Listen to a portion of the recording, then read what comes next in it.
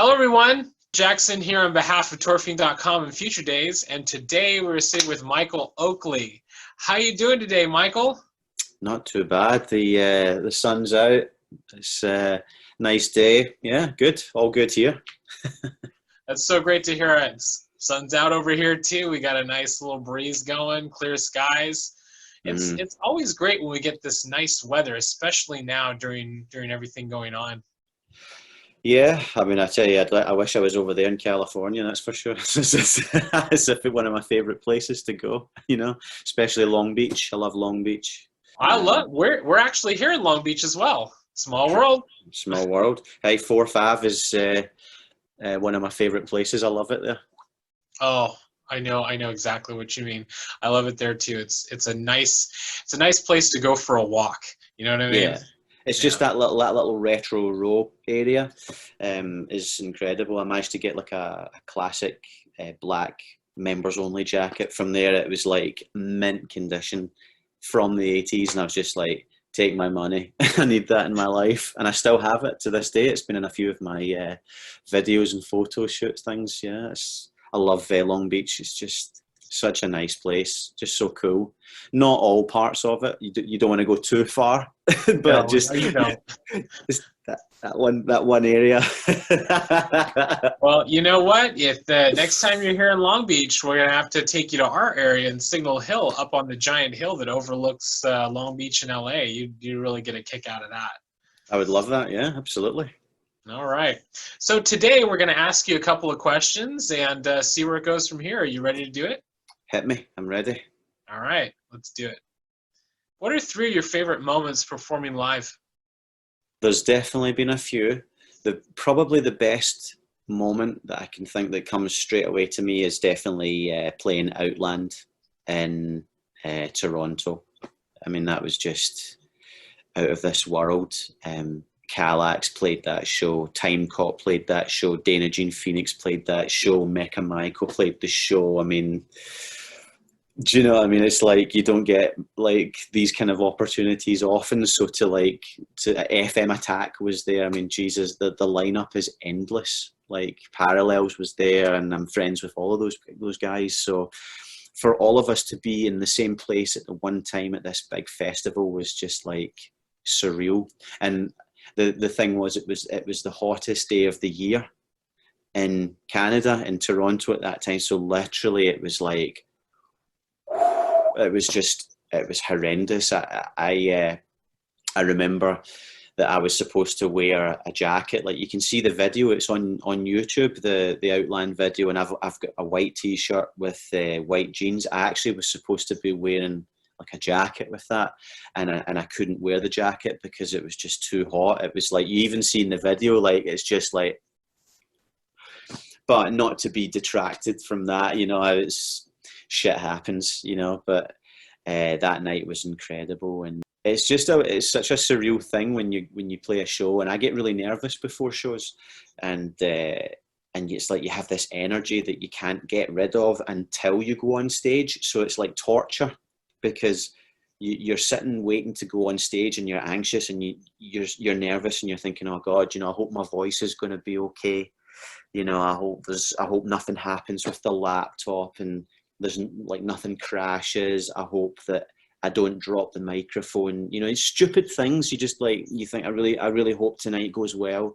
And then when you go out and you hear people like shouting your name and stuff, and everybody's having a good time, it's like, so that was the best thing. It was just an incredible night, and there was just a wonderful energy that night, and it was just great. So that I was so happy that got captured on film, because it was like definitely the best like show that I've ever been involved in. And the second thing was doing Outland in Glasgow. That was special because obviously Glasgow is my home. So to play there in front of my family and my friends, and just to be back home, and to do that, because it was the first time that I had been back home since I moved over here. So it was really special for me going back, because when I went back, I felt like I was a different person. So it was just wonderful doing that. And then the third one uh, would, and this is quite a funny one actually, the first show that I ever played was a show with Dana Jean Phoenix, and it was in Ottawa. So it was a bit of a drive, and I remember she asked me if I wanted to do this show with her, and I said, "Oh yeah, that'd be great. I'd love to." But then the moment I said yes, I started to like freak out, and I was just, because I'd never sang my own music before, so I was like, "Oh no, what am I going to do? I need to find a way to get out of this." Like, you know, I was like thinking of all these like bullshit excuses to try and get out of it, because I was just like, "Oh no, I can't do this. What am I going to do?" And then I just thought, you know, that way when you're afraid of something, if you keep on like avoiding it, all you're doing is reinforcing that fear. Whereas if you confront it and you just face it, you know, you're still going to be nervous and all that, but the next time you do it, you're not going to be as afraid, because you know, it's like, well, I did it last time and I'm still here. You know, it wasn't as bad as I thought it was going to be. So we drove up. It was like a good few hours to drive up from Toronto to Ottawa, and did this show, and it was really great. You know, because I love Dana. I'm a huge fan of Dana. You know, she's a hero of mine, and it was just great to, you know, that was my first show playing that with her, and we had been like working together. She sang on one of my songs for the album, so all of this was kind of happening round about this time. And yeah, I mean, that would be my three favorite moments, certainly so far, playing live. That's for sure. Well, see, it took you taking those chances and like reinforcing that strength. You know, it's like you can give into the fear, but like you were saying, it's like if you give into the fear once, you're going to keep giving into that fear. You just got to Absolutely. embrace it, and move forward, and just keep going with it, because great things are going to happen. Every time you just let go and let it happen, it's just gonna keep going from there. Definitely, without a doubt, that is the nature of it. You know, you do, if you avoid it, all you do is reinforce it, and then you make it worse for yourself later. But if you do it, and you know, even if you feel bad while you're doing it, like, it's still going to leave you next time feeling a little less afraid of it. That's kind of how I look at it. So I want to ask you this question. So would you like, between Canada and the UK, have you seen a difference between the scenes? It's a good question. I wouldn't necessarily say I've noticed so much of a difference, because I think that the game's changed a lot over the past few years, and I kind of now see the scene as being more of like an online community, if you know what I mean. So it's kind of like we've all found ourselves in this sort of like hub of being online together, rather than, you know, like before, you know, years ago, you know, it used to be a scene that dominated a certain area, you know, like Minneapolis, for instance, or like Minneapolis in the 80s, or in like England in the kind of late 80s, you know, you had that Manchester sort of scene with New Order and people like that. But yeah, I would say it's definitely more online, because we now can all sort of reach each other like that. So everybody knows each other. That's the thing. Like people in Europe, people in America, and there's a huge amount of artists here in Canada as well. It's like everybody knows each other. Well, we love your music here in the United States. You know what I mean? We love your music. I play it. I play it at San Junipero Yeah. and Future Daze events. And the thing about those events is that the people who come to these events, you have your fans, you know, of the genre, and they absolutely love it. But then you also have a huge number of people who have never been exposed to it before, Yeah. or kind of know a little bit about it. So when you throw on one of your tracks, all of a sudden they're going, "Oh my God, this is great! Where can I find this?" You know what I mean? And then you go, "Well, you can go over here. You can go, you know, direct them to these groups with these people, and then Yeah. find that online community." Before you know it, they're a new fan. Recently, I've noticed a lot more people who like who maybe aren't involved with the scene that are like, "Oh, what's that? you know, they are. They're curious. I think the music that's coming out now seems to have a lot more of a sort of modern touch to it. So therefore, it's got a bit more of a cross appeal. Whereas before, there was quite a lot of music that sounded, I guess, what you would call authentically retro. So therefore, when someone hears it, they just, you know, they immediately are like, oh, that's 80s. Whereas now it's more kind of like that kind of faux 80s, and it's modern sounding, but it's kind of like a nod to, if you know what I mean. Yeah, like one foot in the future, one foot in Yeah, the past. exactly, Right? exactly. And that's my favorite types. I like that sort of modern with the retro sort of style. I totally agree with that. I love the old style, you know, synthwave or retrowave. I like that, you know, when, you know, the stuff that came out, like, I guess you could say 20 years ago. It's almost 20 years Mm, ago. Wow. But wow. I like that sound. But, you know, the new stuff that's coming out now is heavily influenced by that, and Yeah. heavily influenced by, you know, stuff that we had like 40 years ago, 30, 40 years ago.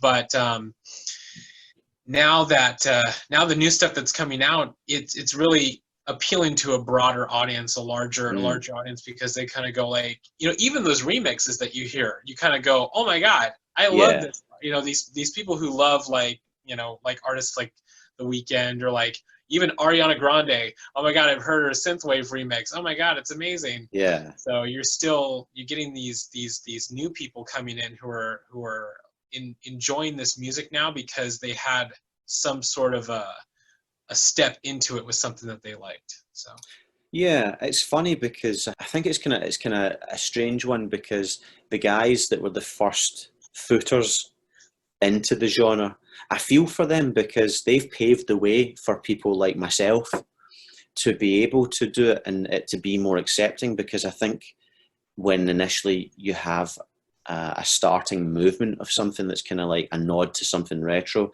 there's a backlash because um, like it's a hard one, because it's hard to kind of be accepting of something. But then when you see things come out, like obviously there's certain key moments, like when a movie like Drive comes out, and the soundtrack to that is very like retro-y sounding, but it's kind of paired up with a modern movie.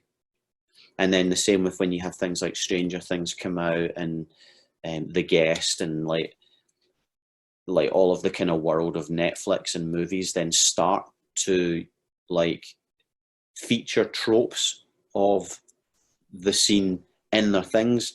That's what creates the crossover, because then people who maybe wouldn't have ever given the scene uh, a second look are appealed to it, because it's been put in mainstream with the modern. It's a lot more like, oh yeah, that's familiar now, because it's been in things that I've watched. I can't tell you the amount of times now that I've seen adverts and like programs in Netflix, and you hear the music.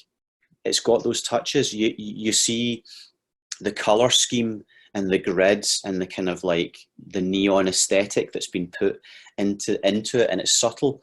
And I see some comments online from like groups and places that are like, you know, throwing shade at it, that are like kind of like, oh, that sucks, you know, that doesn't belong in that, you know, that's our thing. That's the kind of like, but the thing is, they forget that the more that gets put out into mainstream, the better the chances of something from the scene is to be adopted by a wider audience. And that's the kind of thing that obviously I think a lot of people in the scene are looking for. You know, when is the music going to is going to cross over to mainstream? Well, to be fair, it already has. Just not in the way that you thought it was going to be. it's a scene that has a lot of independent artists and a lot of people who are creating, you know, from their home.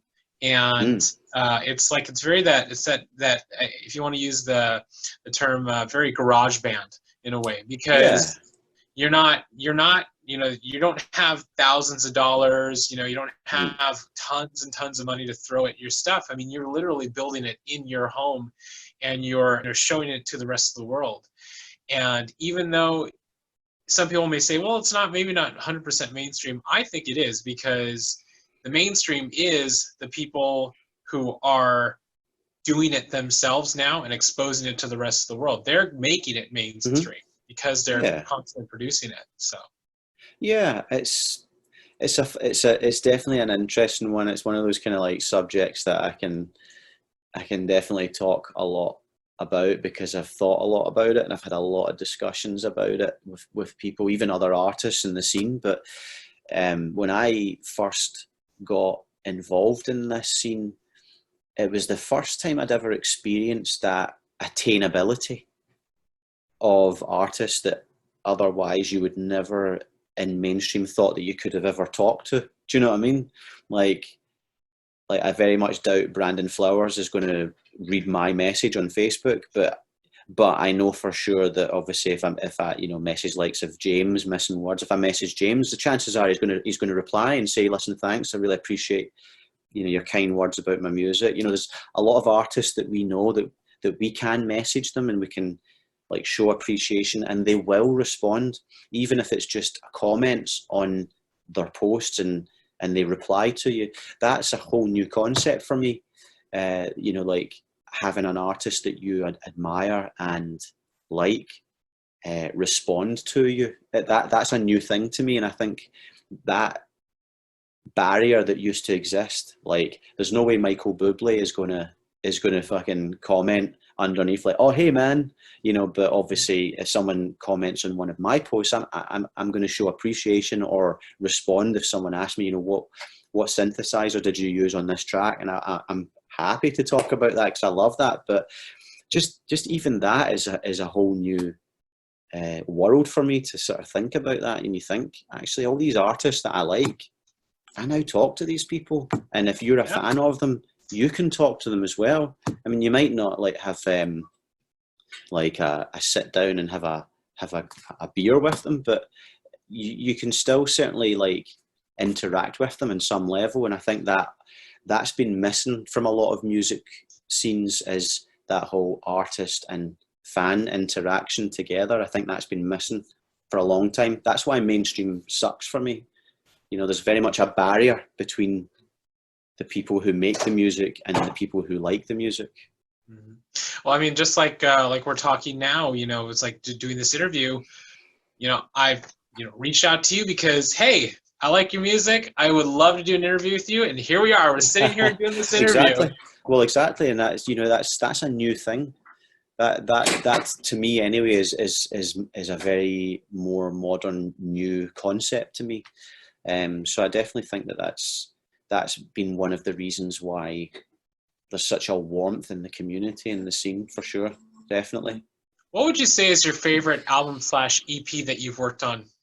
That's a hard question, because I've literally enjoyed everything that I've worked on so far. There's been some more special moments than others, I think, but I definitely think the most special moment for me came when I wrote Rabbit in the Headlights. I think that moment, you see, it wasn't just about writing a song for me. It was about overcoming a writer's block. It was about confronting a fear that I had of, am I good enough to write music? Because for a long period of time prior to that, I hadn't written music. So when that happened, it was like about 5-6 years maybe of not writing and coming up with little demos that never went anywhere. And, I was going through a personal sort of crisis at that point. So it was this thing of confronting my fear of, am I good enough to do this? And then when I started writing that song, it all came together very quickly. Even the lyrics, I remember I literally sat and wrote the lyrics within half an hour. Like it was so fast. Everything happened very, very fast. And even I was surprised, and it was like one of those outer body experiences where you stand outside yourself and you're watching yourself do it, but you're kind of like not really fully aware of the significance of it. And obviously that song changed my life. And it's you know, if I was to pinpoint one moment, that would be it, because that's the reason why I'm talking to you now and on here, and the reaction that came from that song as well was just like nothing I had never experienced before. It gave me confidence to continue writing. But it's one of those songs that I listen to, and I you know, I listen to it and I feel very proud of it. It's kind of like, that's special. That's that's one of those like key moments in my life where I feel like the song was really great, and I'm proud of it. But like all of the other stuff that came with it, that I overcame to get there, on that journey, and where that led me to, the significance of it was much more than just a song. It was like that clickable moment, that moment in your head where you went, you were working on it, I'm sure, and you were going, huh, yeah, this is great. Let's keep going down this road. Yeah, it definitely was, because I just remember sitting, and there was no more distractions. There was nothing for me to kind of like get myself mixed up in to avoid doing it. So I was left. It was literally me confronting myself and doing it.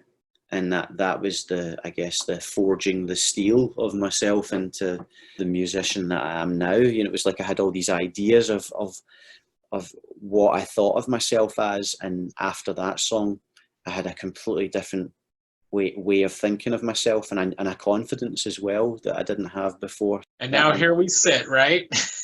here we sit right now. What was the drive behind getting you into creating music and playing live shows? Well, when I grew up, I was at high school in the 90s, and I listened to 80s music at a time when nobody around me was.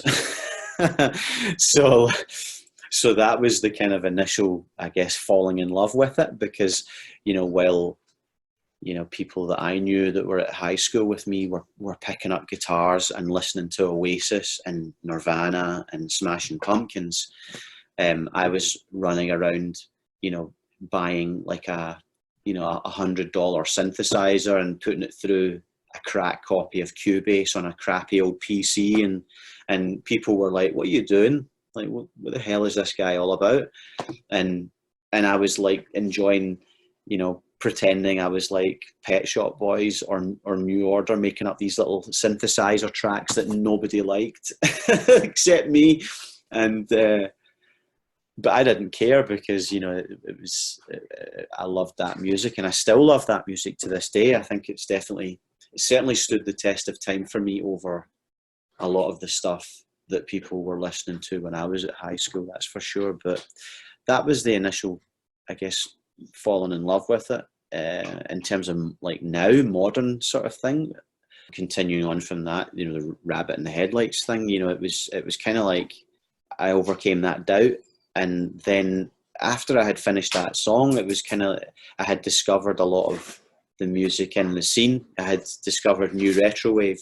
I had discovered the Midnight, and then around about that time as well, FM84's album Atlas had just come out, and then it was, I mean, it was a golden time, because the Midnight dropped Endless Summer. So it was just like these two titan albums came out pretty much within a couple of months of each other. I mean, those two albums are, you know, when you think of like footnote moments of the scene, those two albums are right up at the top. So, you know, 2016 was a golden year for the scene, and for me to get into it at that point, and to have discovered stuff like Betamax, FM Attack, and Ferret Divin. I don't know if you remember Ferret Divin, but yes, Ferret Divin, like, you know what, they're great. They're one of the great, like, toward the end of the night tracks, you know what I mean? If you really want to like either get people really in the mood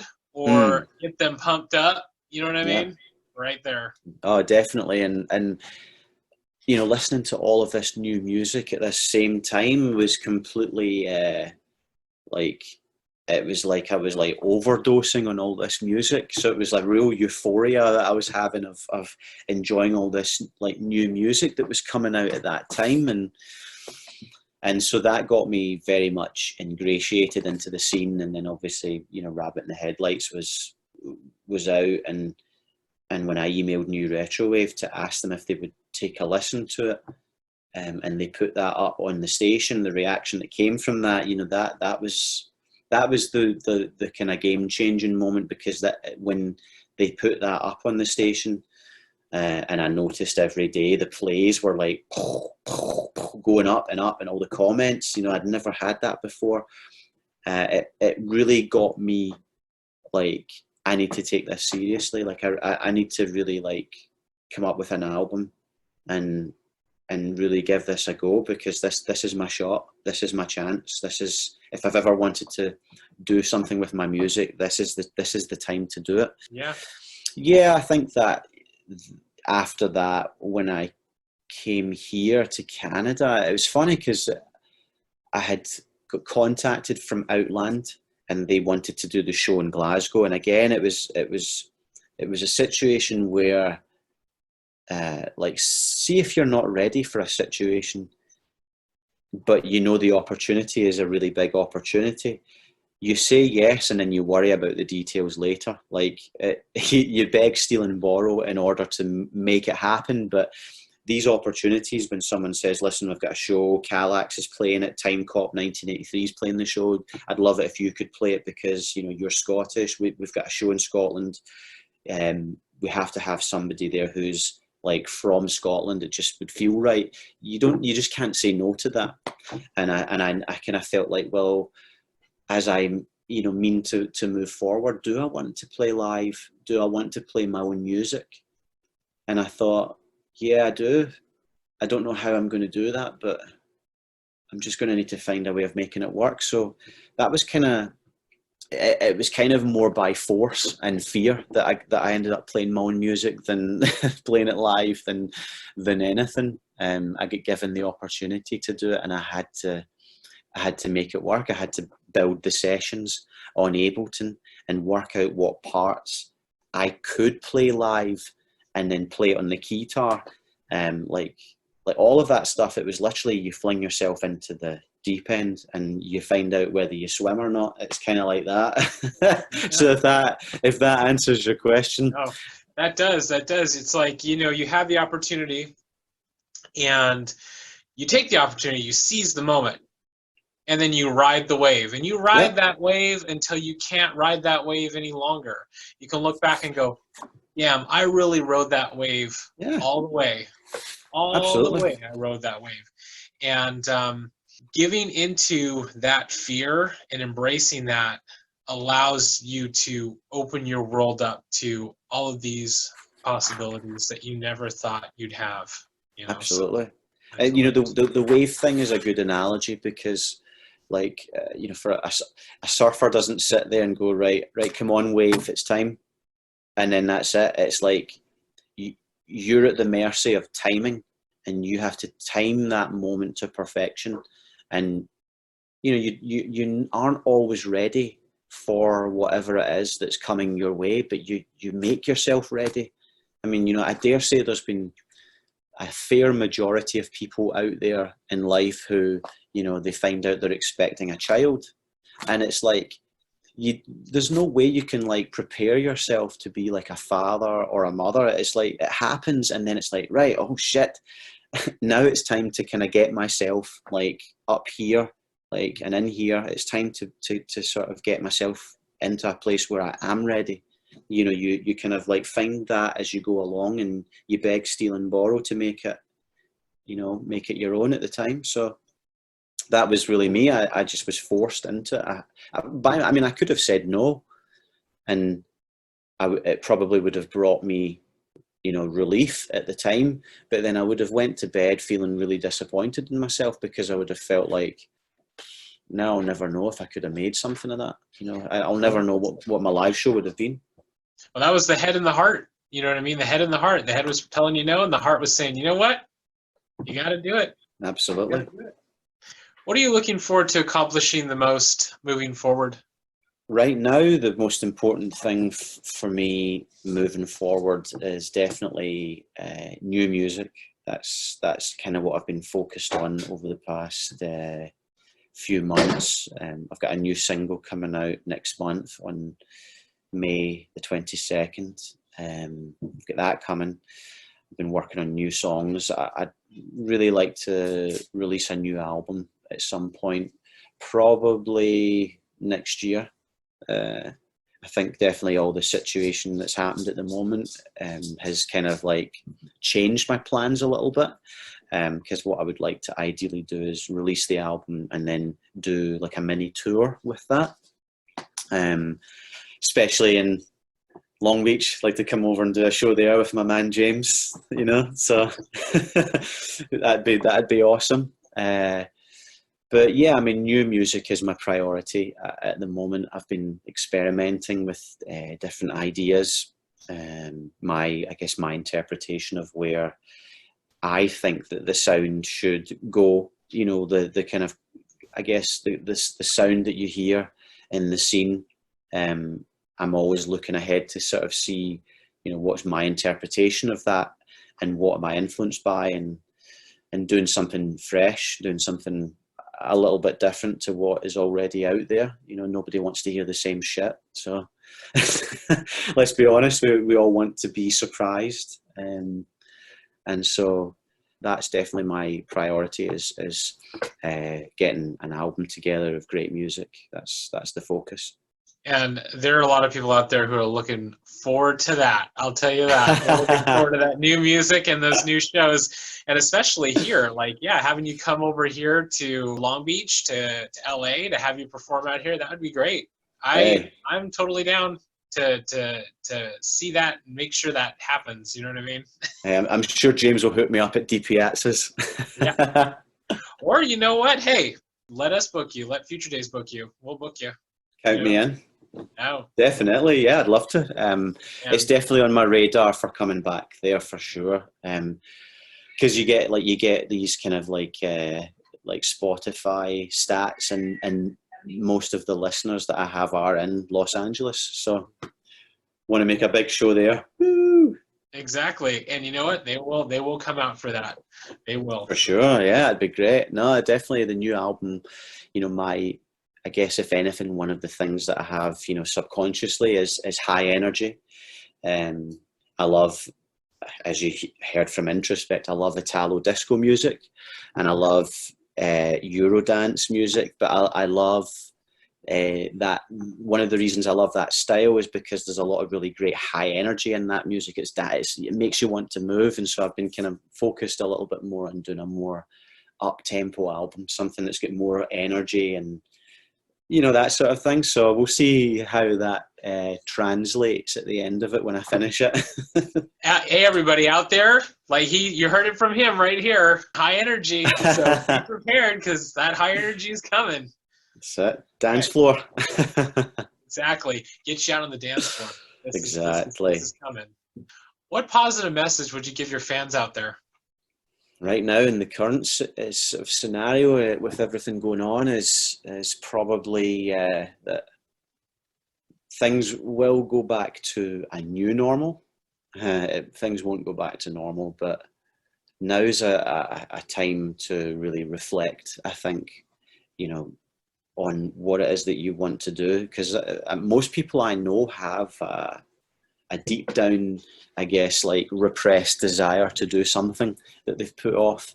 And, you know, I know from myself that was music for many years. I wanted to write music, and it took a kind of tragedy, a crisis in my life to make me face that and confront that.